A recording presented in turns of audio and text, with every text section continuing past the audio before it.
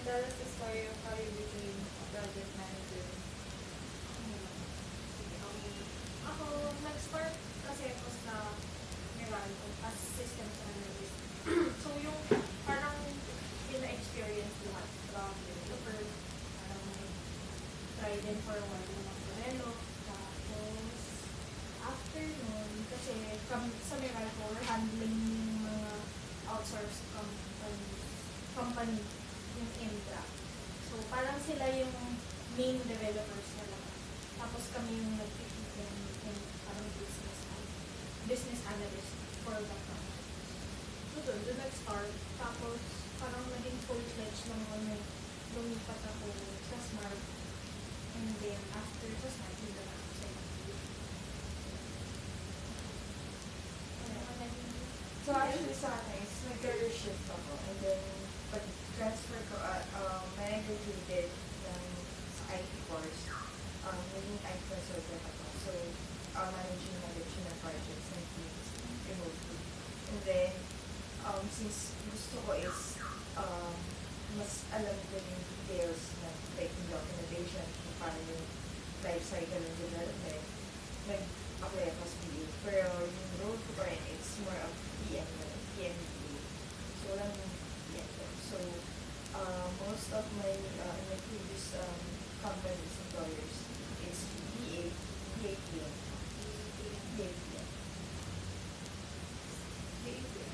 Business analyst and then project manager. Tapos po, being a project manager, one of the most important role you play is managing the team members. So, how exactly do you handle them? Ako kasi parang hindi ako micromanager in terms of task. Parang parang ibigay ko lang kung ano yung requirements, ano yung parang kailangan nilang ma-fulfill na, parang ano yung ma-fulfill for a project. Tapos, parang I empower them to do whatever they do. Parang, syempre, since sila yung mas may technical capability to do the, parang their work. Parang, binibigyan ko sila ng parang leeway to do it on their own, parang pace. And, yun naman po. Syempre, may schedule kami kailangan sa team. Pero, parang, hinayaan ko lang sila kung ano yung okay sa kanila, pinaka-effective sa kanila para magawa yung task. Tapos yun, parang may weekly meetings lang ako to check on the status. Tapos, ako kasi medyo lax na kasi mga tao. Actually, kahit dito rin naman, parang hindi naman super strict in terms of time in, time out. Ako, basta more on results oriented ako. Kahit mag-absent siya forever, basta ginagawa niya yung work mo sa bahay na okay lang. Yeah. So yeah, actually yung dito environment talaga is very relaxed, tapos we don't do micromanage. So parang we treat every member as a team player. So we only give them high level ng requirements, then it's up to them to come up with some ideas on how they can implement that particular task. So basically, it's more about monitoring in a sense, like we give them the trust na they will be able to deliver it based sa supplementation na time. So we as project managers, we're just focused on the load distribution of developers, testers, and then VAs, and at the same time, considering the time frames, the milestones for each project. So, Tapos po, how do you motivate burnt out or board team members? I think, Hindi naman po hindi sila sila nag-board nabobor. or... Baka naboburnout sila. yeah. Madami kasi, like, kunwari ngayon, pareho rin sa team niya, sa team ko, medyo madami mga workload. Pero usually kasi, yun nga, kasi yung company naman very young. So, parang madali naman na makisama rin with mga tao. Parang Hindi ako, naman po sila yung nag-board. parang kung ano man, kasi parang sa amin naman open yung community. Support. So for us, it's more on research and development.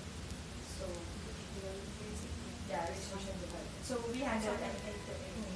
So sila parang more on Parang any new innovation. concepts, innovations. May pasalubong sila ng sila. Relate tayo. Sige, go. Ayun. What is your favorite way to deliver and present results? Sa amin kasi yung usual, parang graph or parang ipapakita mo talaga yung numbers. Kasi, lalo sa amin, kasi kunwari, yung isang site kasi naman sa amin, mobile application, so yung number of downloads, number ng install, number of mga tao na nag-install, tapos, Puro number 22. kasi parang yung mga systems naman, ay kunwari Android at iOS, meron silang parang analytics. Which is email assess, and then yun.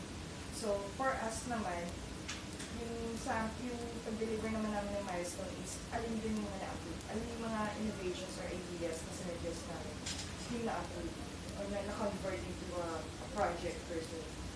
So, Tapos, What happens when your project is failed? Example, yung project na po. actually, hindi naman siya parang ganun lang siya. Hindi kasi siya Actually, mag-iwasan. hindi siya, kasi hindi na kami. Kunin. Sinundo ka din? Eh, may sundi niya. Siyempre niya naman ako. Kasi mga feeling niya kasi is sabi niya, sundi ka. Eh, niya na ako. Kasi mga, hindi kasi ano ba ako. Pagkaka-girly ka daw.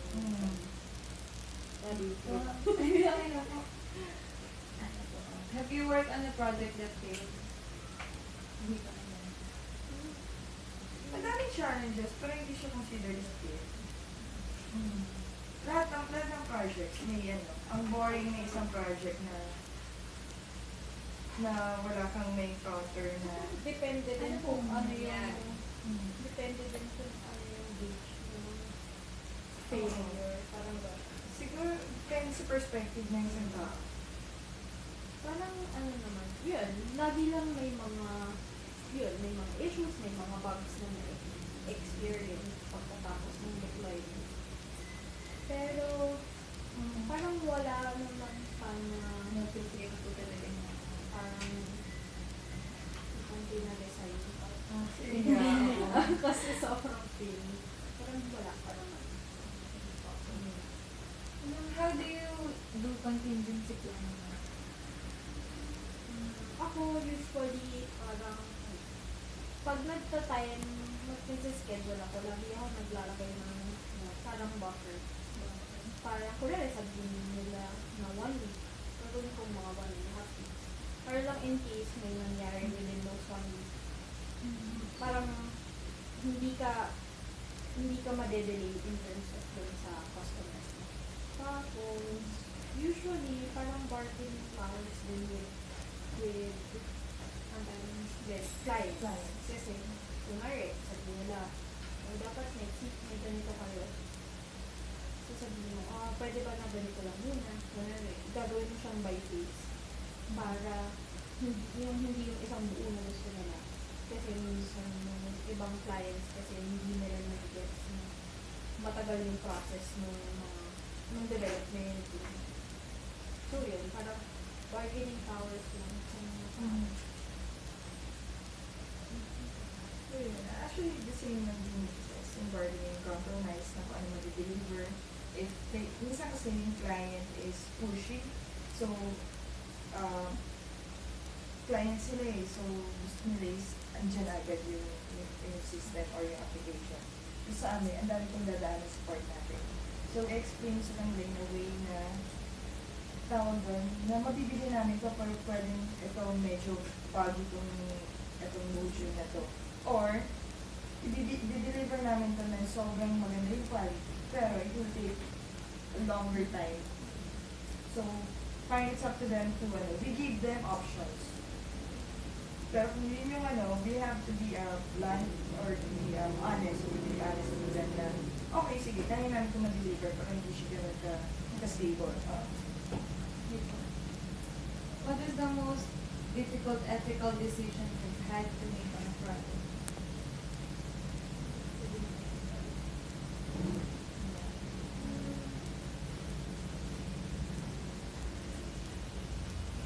Yung pala naman po.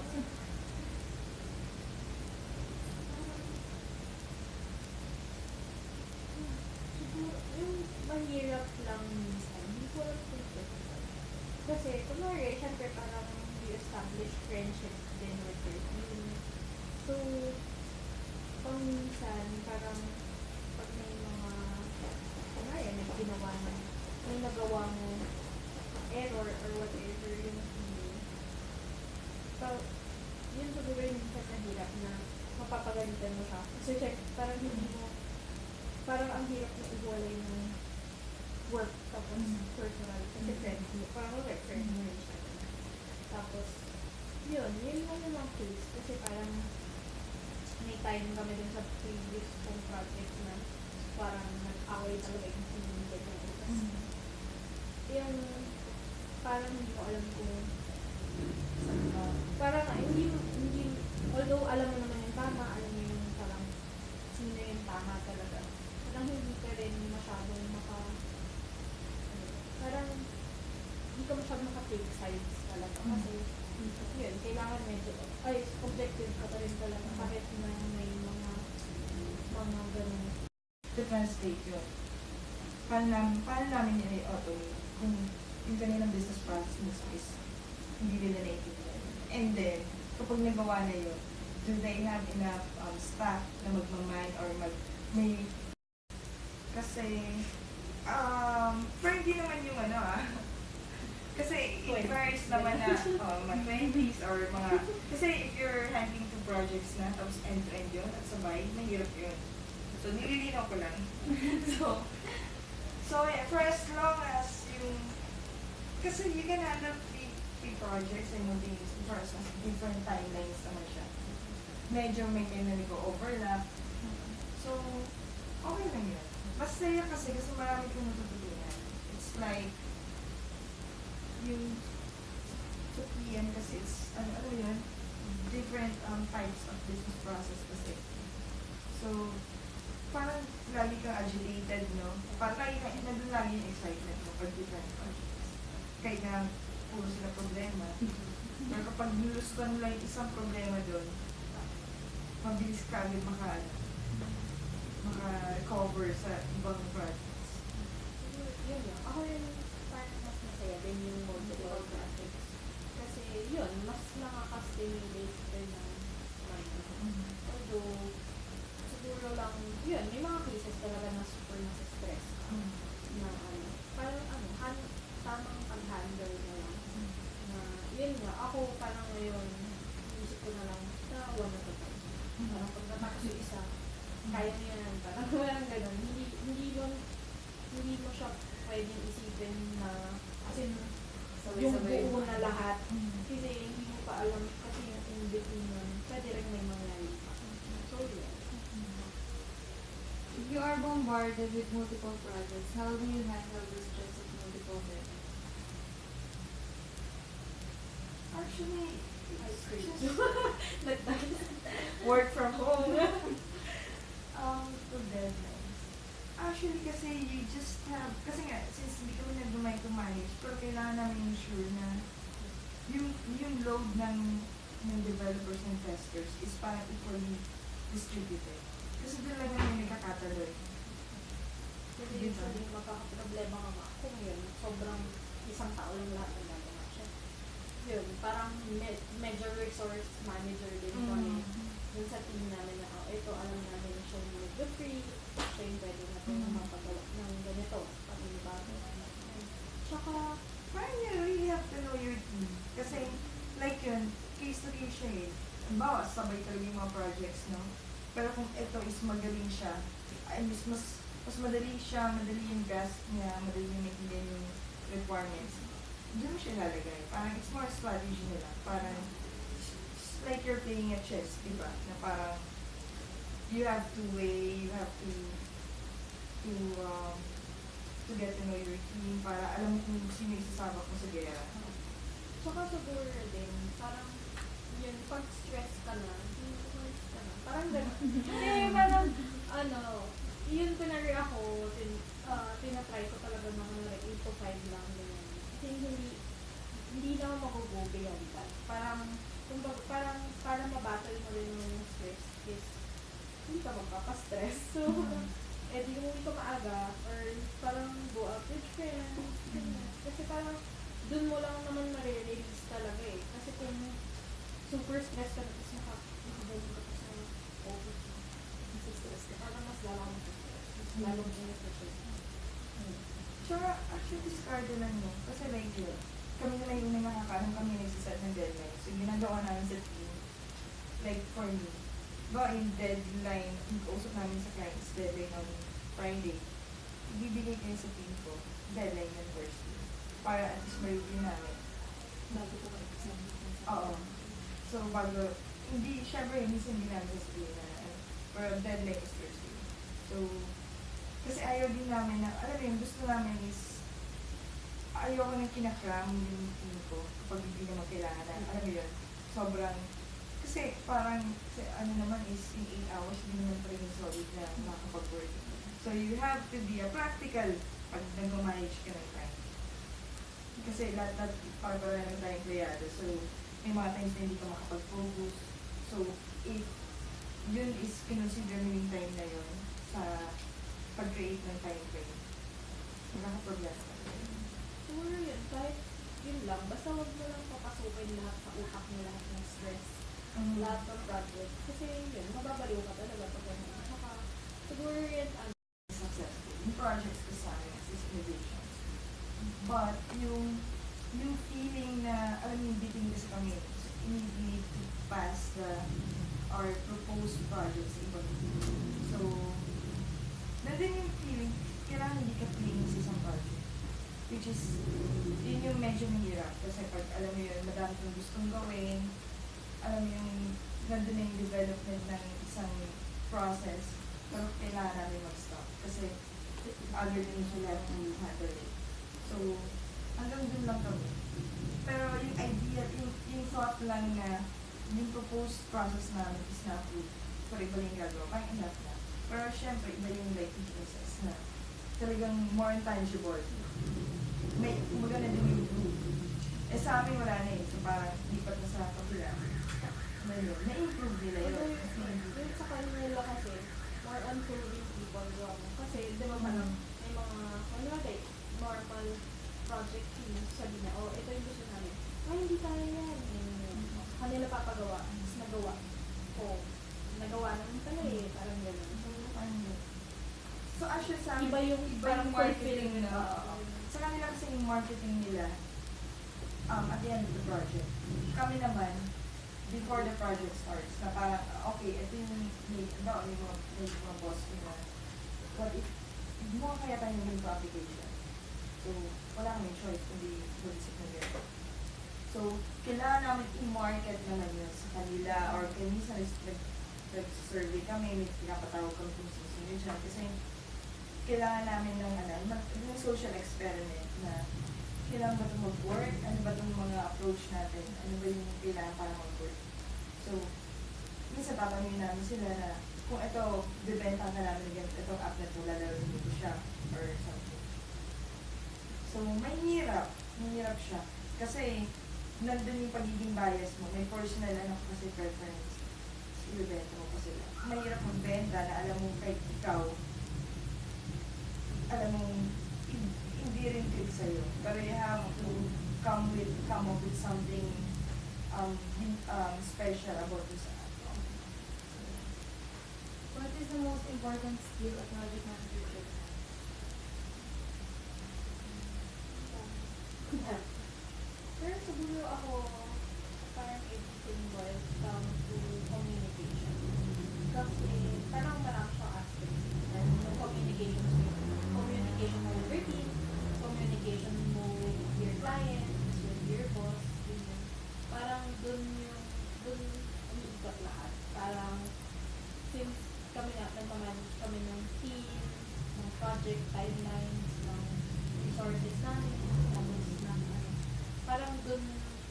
yun yung pinaka-importante. Kailangan hindi ka mahiyain na makapag-usap. Kailangan magaling ka makapag-usap din, magaling ka magbenta, mag-pursue. Tapos, magaling kang nambola nga, pag mga times, mag-compromise. Tapos yung pag-communicate ng tama sa mga tao, depending on the situation. Parang kailangan mo siya talagang matutunan para ma-ensure mo na maging okay ka. So yeah, actually agree ako din na communication talaga kasi parang pag sa client you have to establish rapport na, alam mo yun, parang you have to test the waters first. Tapos iba pa bago-bago yan, different project, different client. So hindi lahat ng hindi, alam mo, hindi ka dapat maging dogmatic, hindi mo one way lang yung approach mo na. Dahil ito nag-work dito mag-work. So you have to be more flexible pagdating sa communication. So not necessarily naman na, tapos, hindi yun. Yung mga clients kasi na parang minsan may intimidate ka. Pero dapat hindi gano'n. Parang communication kasi for us, it's about how you deliver your thoughts. It's not how you deliver it by, ano yun. So, kasi parang, gano'n din naman eh. Parang yung bala mo na naman is communications. Yun yung parang, yun nga, yung ideas mo. So, you always have to be prepared sa lahat ng meetings. Yung importance ko sa communication. So, para halos game ko siya dun sa ano. Kasi may pansin ko na tanong, in your experience, what one skill does a project manager need to succeed? Parehas lang siya. Yeah.